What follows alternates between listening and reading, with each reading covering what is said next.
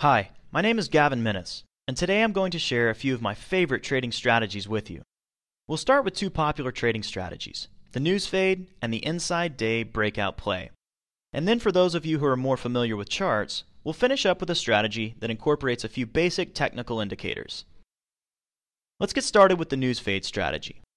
When a news event is released, there is often a lot of irrational market movement.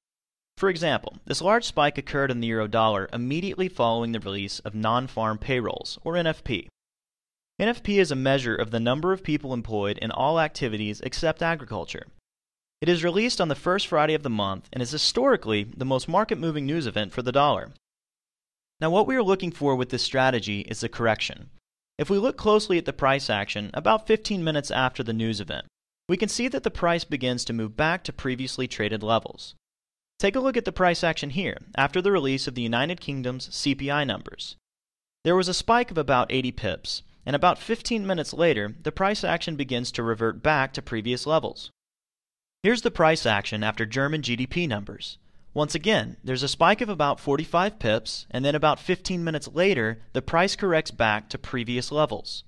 There are countless examples of this occurring, and I'm going to show you my way of trading it. First, I need to locate a market-moving news event. This can be done by visiting the Global Economic Calendar on dailyfx.com and looking for any events rated as high. Then I'm going to watch for a substantial market move following the news event. Now, the critical step in this strategy is timing. We want to wait 15 minutes before we do anything. After 15 minutes have passed, we're going to trade in the opposite direction of the recent price action in anticipation that the price should revert back to previous levels. We want to set a take profit around the price levels previously traded, and a stop just outside the most recent high or low that was made after the news event came out. Placing a stop to limit potential losses is very important, as there's always a chance that the price action will continue in the initial direction of the move. Let's now look at how we can use this strategy after a news event like NFP. After looking at the Global Economic Calendar, I can see that NFP comes out at 13:30 GMT on November the 7th.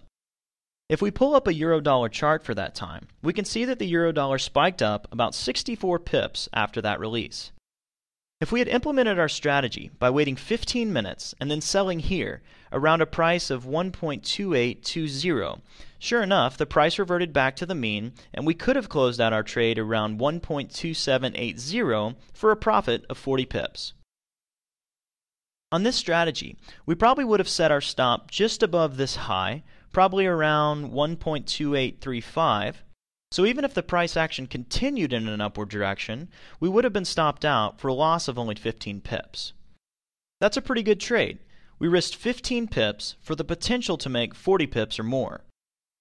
Please keep in mind that using this strategy and others in this webinar do not guarantee profits, as market conditions could vary, and currency trading involves substantial risk of loss and may not be suitable to all investors. Our next strategy is the inside day breakout play. We're going to look for a particular candlestick pattern on this one. We want to locate a daily candle whose high and low price are contained within the high and low of the previous day's candle. It should look like this. You can see that the high and low of this candle never goes beyond the high and low of this candle, which directly precedes it.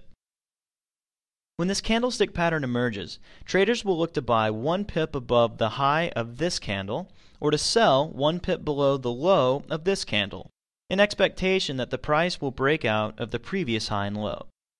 The strategy becomes even more reliable when you have 2 or more candlesticks that establish this condition.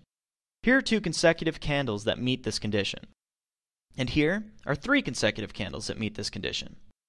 To see how this strategy can be applied, let's take a look at the inside day breakout play I traded a few months back on the dollar-yen.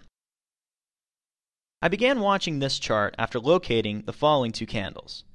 I became even more interested after this candle formed, as I now had 2 candles that fell within the high and low of the previous day. And even better, a third candle met the condition I was looking for. At this point, I placed an entry order to buy here, 1 pip above this high, and an entry order to sell here, 1 pip below this low. I wasn't sure which direction the pair would break, up or down, so I prepared for either scenario. And good thing I did. The dollar-yen did break out, my buy entry order triggered at 96.30, and I ended up closing out around 98.0 for about 170 pip gain. I think this is a really reliable strategy, but it doesn't happen all that often. You have to be patient and wait for the trade to set up properly. And remember, the more and more consecutive candles you have that stay inside the previous daily candle, the more and more effective the strategy becomes. Now let's take a look at our last strategy. In my opinion, this strategy works best on currency pairs that are trending. For this example, we're going to pull up a 2-hour pound-dollar chart and apply two technical indicators. A 200-period simple moving average, which is added to help me locate the direction of the trend, and a MACD, which is designed to identify trend changes. If the price action is above the 200-period moving average, like it is here, the pair is currently in an uptrend. If the price action is below the 200-period moving average, like it is here, the pair is currently in a downtrend. That's really the only purpose of the moving average indicator in this strategy. Most of the time, we'll be focusing on the MACD indicator, which will provide us with our buy and sell signals. Here's an outline of what we will look for with the MACD indicator. If the pair is in an uptrend, we want to look for buying opportunities. When the MACD line crosses above the signal line, we'll buy. We'll then hold the trade until the MACD line crosses back below the signal line, at which time we can close out the trade. If the pair is in a downtrend, we want to look for selling opportunities. When the MACD line crosses below the signal line, we'll sell. We'll hold the trade until the MACD line crosses back above the signal line, at which time we close out. Pretty simple, isn't it? Let's look at a few examples of how to specifically use this strategy.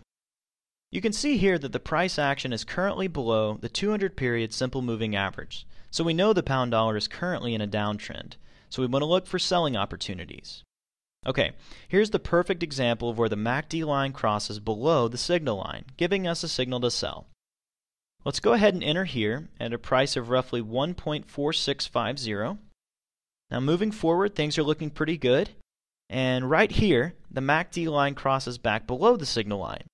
We can close out our trade here at about 1.3960 and take a profit of about 690 pips. Okay, here's another one. We can sell here at this cross and wait for this cross to get us out of the trade.